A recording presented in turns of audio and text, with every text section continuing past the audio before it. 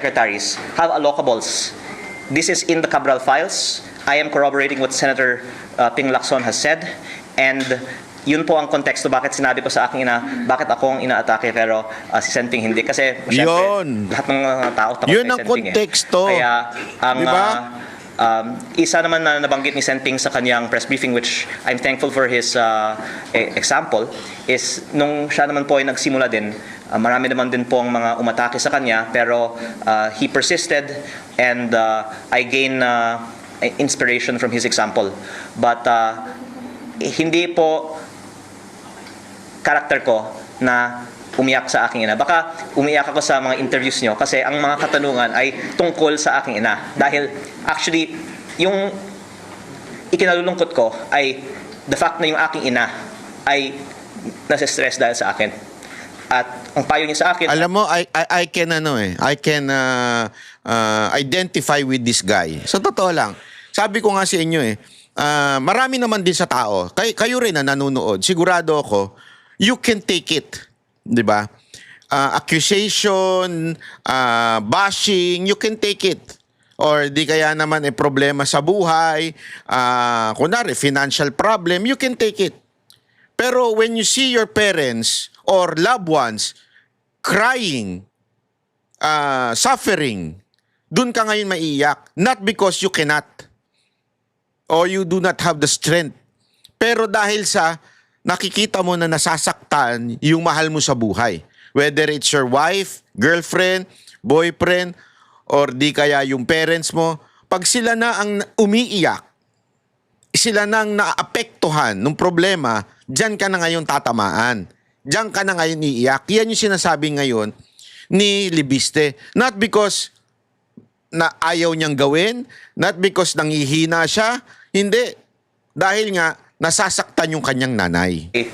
Ang ganda-ganda naman po ng aking buhay, bakit ko kailangan na magsalita pa tungkol dito? Yun. Alam nyo, kabaliktaran nga ang sinasabi ni Yusek Claire Castro na gumawa ako ng pera sa mga transaksyon sa gobyerno. Yung ginagawa ko ngayon ay wala akong financial benefit. Malaki ang nawawalan sa akin financially dahil dito. Pero ang sana nakikita ng publiko, ang importante sa akin ay hindi ang sarili kong kapakanan o financial interest, kung hindi ang paglalabas ng katotohanan. We are with you, sir. Kaya sana Congressman Libiste, if you're watching this, I will dedicate my life and my blog in pursuing na mailabas mo talaga yung Cabral files and pursuing transparency sa Congress. Kasi alam mo, tangina, nakakasawa na Sorry sorry nakapagmura ko, Congressman Libiste Nakakasawa na talaga sigurado ako marami sa ating kababayan, lalong-lalo na sa OFW na napapakamot ulo na lang Kasi marami sa ating mga Pilipino manhid na. Parang naka-anesthesia. Totoo. Kasi kayo mga OFW, nararanasan niyo yan sa mga bansang tinitirhan ninyo. Diba? Nararanasan ninyo ang kahit papaanong tuwid na gobyerno. Kahit papaano. Of course, there will be no perfect government. There's no such thing as perfect government. Walang perfectong government. Pero sa atin, sad-sad. Malala. Talagang ang normal, magnakaw ka. Ang normal, kumita ka pagka government official ka. Hindi normal yung maging tuwid ka at maging katulad ka ni Libiste. Kaya nga ngayon, pinupuna siya At ito nakakainis kayo mga putang inang media kayo dyan. Napukin ang ina ninyong mga media.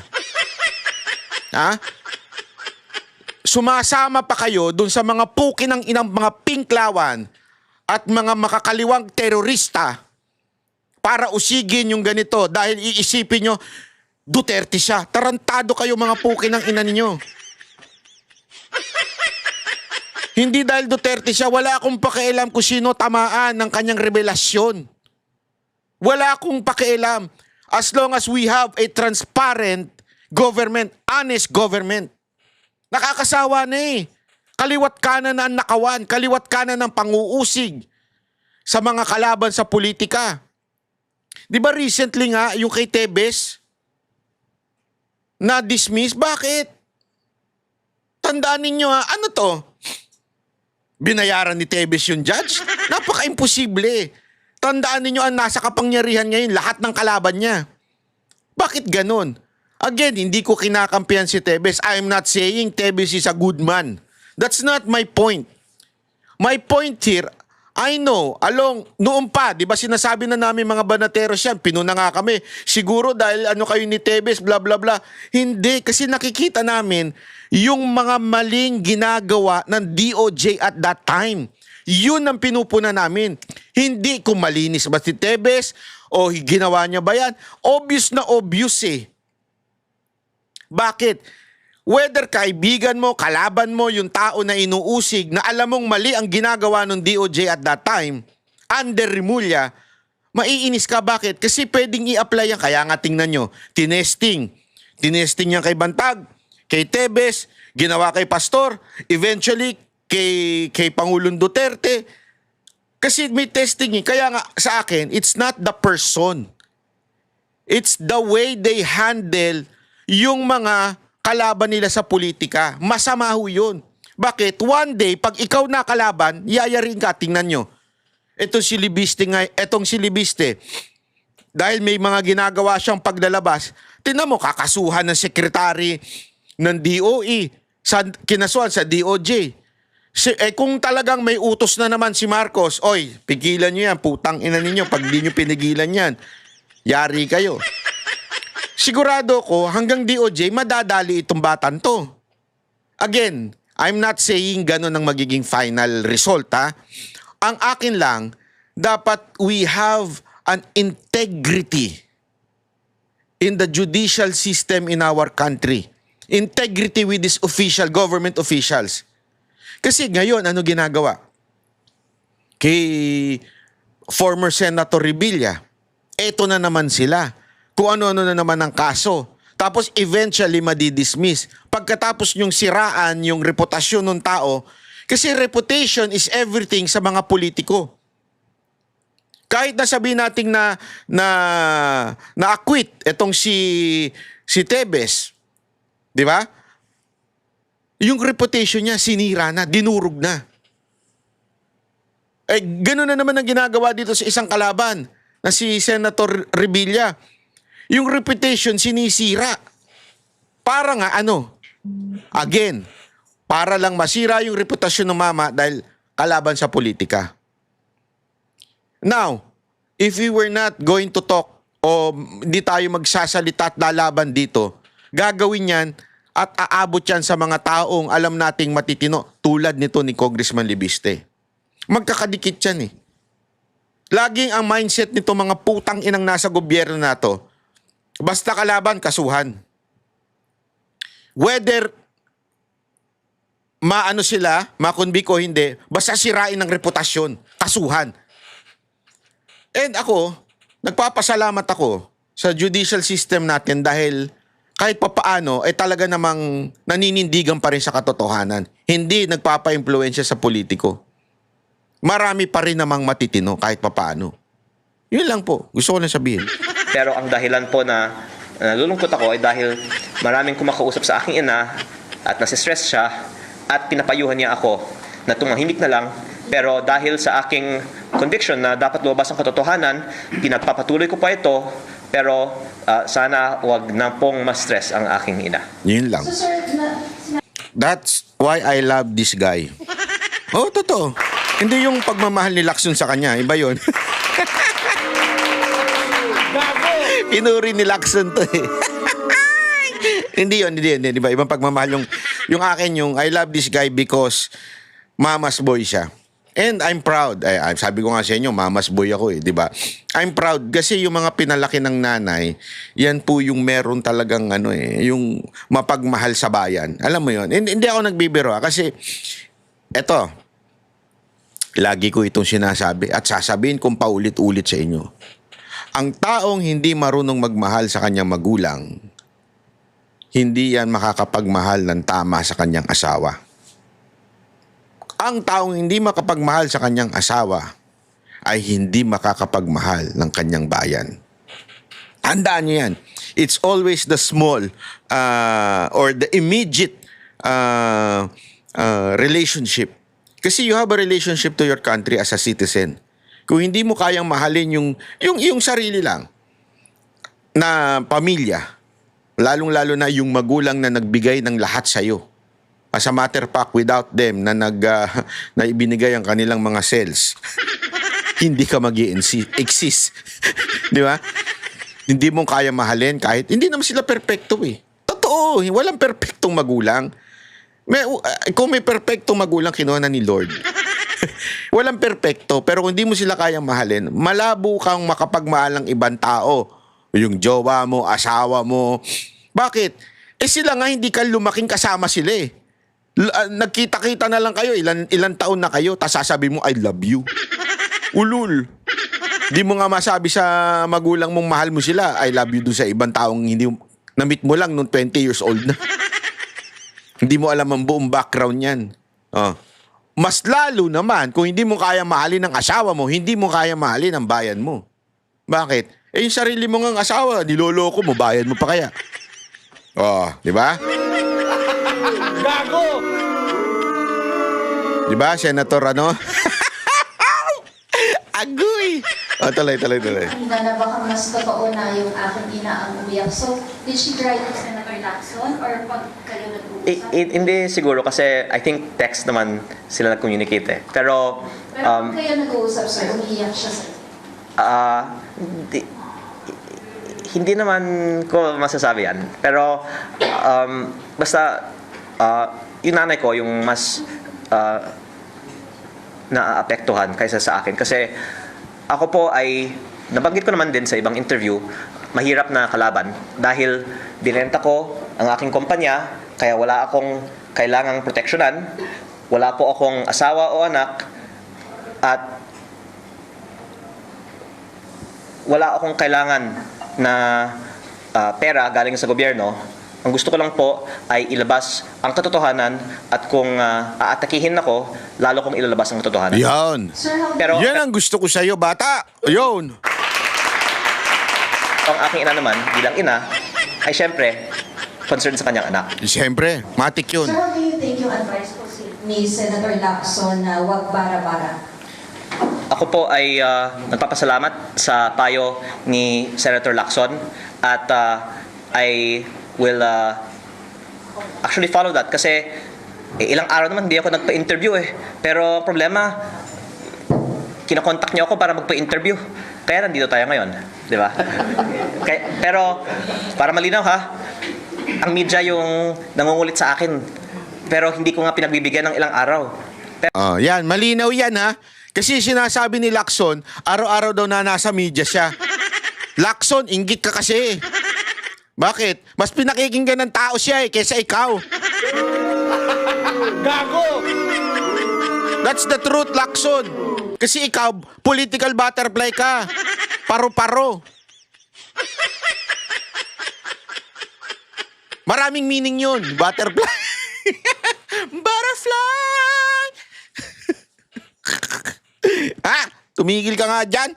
Inggit ka dito kay Libiste. Ngayon, may interview tayo. Thank you, sir. Sir, follow-up questions lang. Excuse me lang ha. Can I just confer with him for a while? Okay. Pasensya.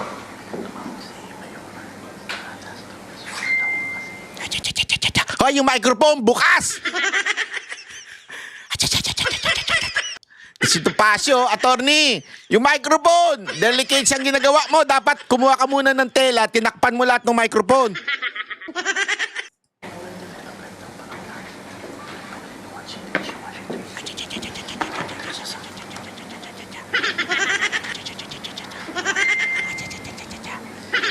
Feeling ko to si Topacio, hapon to eh.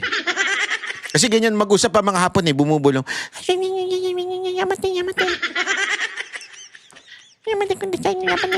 Ganyan.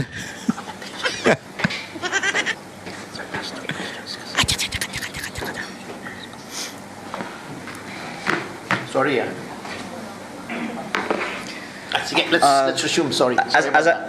As I'm speaking with you right now, the reason why Attorney Tomas told me to look at my phone, is there are really threats to me right now. Dahil baka noon hindi alam ng iba ang ibang hawak ko maliban sa Cabral files. Ang lumabas na sa media ay tip of the iceberg po lamang. At kung ilabas ko lahat ng mga files na hawak ko, maiintindihan ng taong bayan bakit higit pa sa lahat ng ibang mga target, ako ang pangunahing target ng iba't ibang mga personalidad sa nakaraang mga araw at linggo. At the more na inaatake ako, the more na nakikita ng taong bayan na tila may dahilan na nais ng iba na patahimikin ako, at ako naman po ay nakikinig sa payo ni Senator Ping Lacson na wag bara-bara, kaya yung mga hawak kong ebidensya higit pa sa Cabral files ay hindi ko inilalabas. Pero ang taong bayan na mismo ang pwedeng makakita na tila may dahilan na napakaraming mga personalidad ay umaatake sa akin. Kung ako naman po ay walang hawak na damaging evidence, siguro marami naman pong ibang atakehin nila na lang. O maraming ibang mga talakayin nila na lang. Pero ang dahilan na ang daming mga umaatake sa akin ay sa kadahilanan na ang hawak kong ebidensya ay higit pa sa Cabral files, at kung ilalabas ko ito, malaki ang magiging consequences nito para sa ating bansa. At dahil sila po ay nagmamonitor sa ating press con ngayon, ako po ay sumusunod sa payo ni Senator Ping Lacson na wag bara-bara. Basta wag nyo akong patayin. Dahil kung papatayin nyo ako, lalabas ang buong katotohanan ng mga ginawa ninyo sa DPWH. Yon! Ginawa ninyo. Sino kayang gumawa nun sa DPWH? Ako, meron akong alam. Yung mga matay tao dyan. Yung merong sa kasaysayang na mamamatay tao.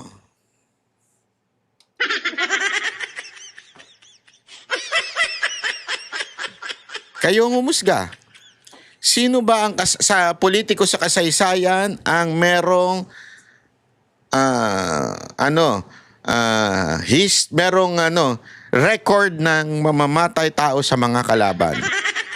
Bagka isa na naman na magkadalwa na.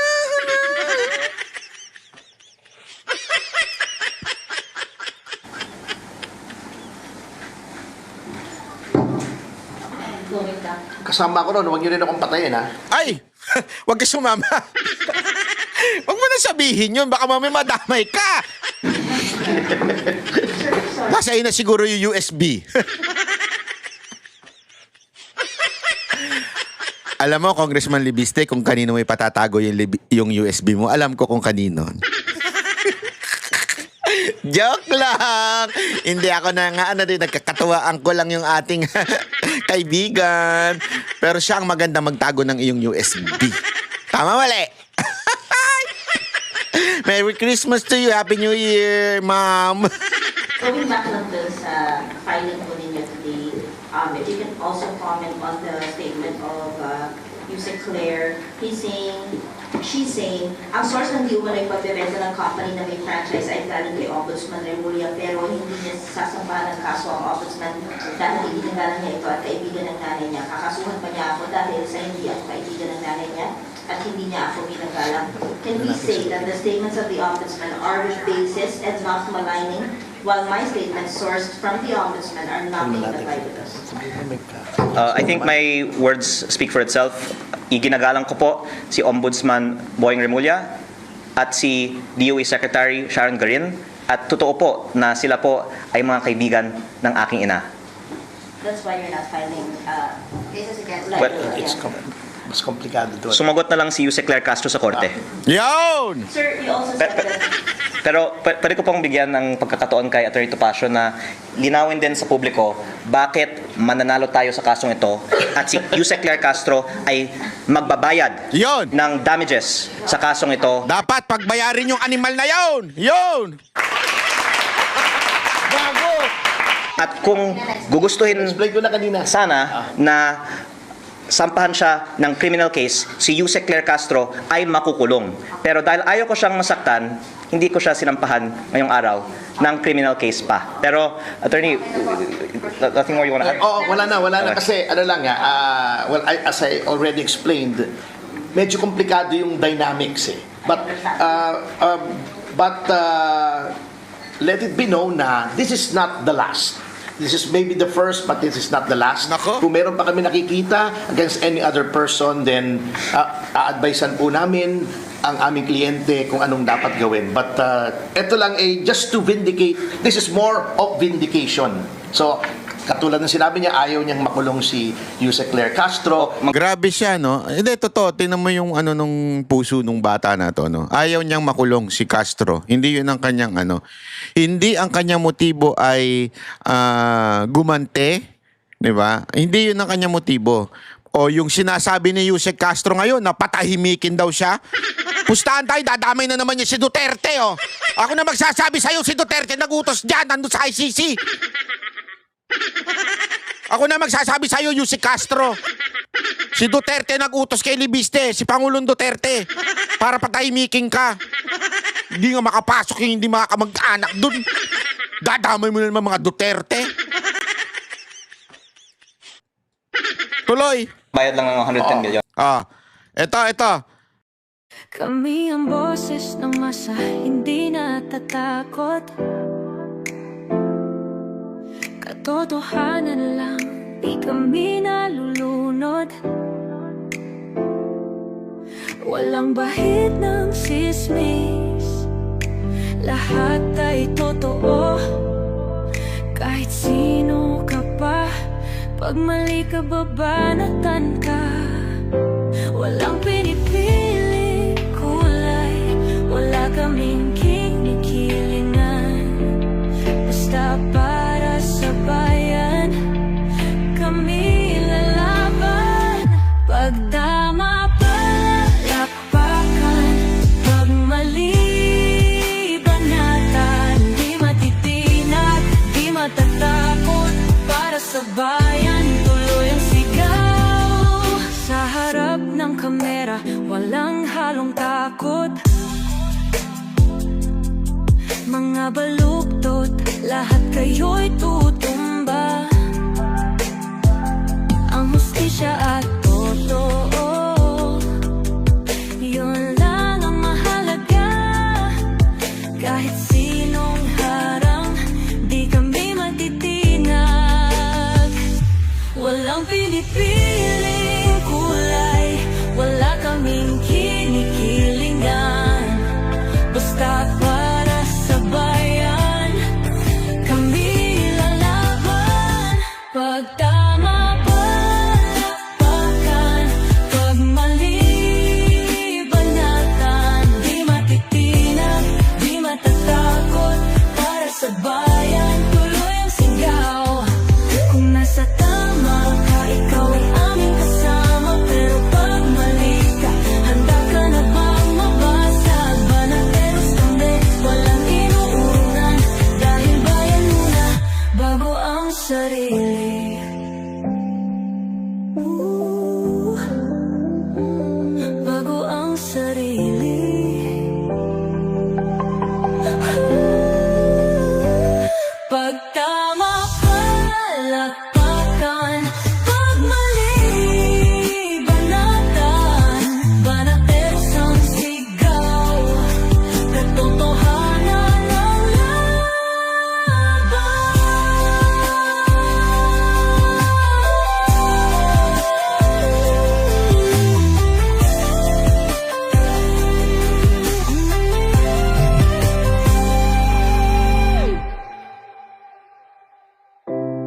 sa harap ng kamera. Walang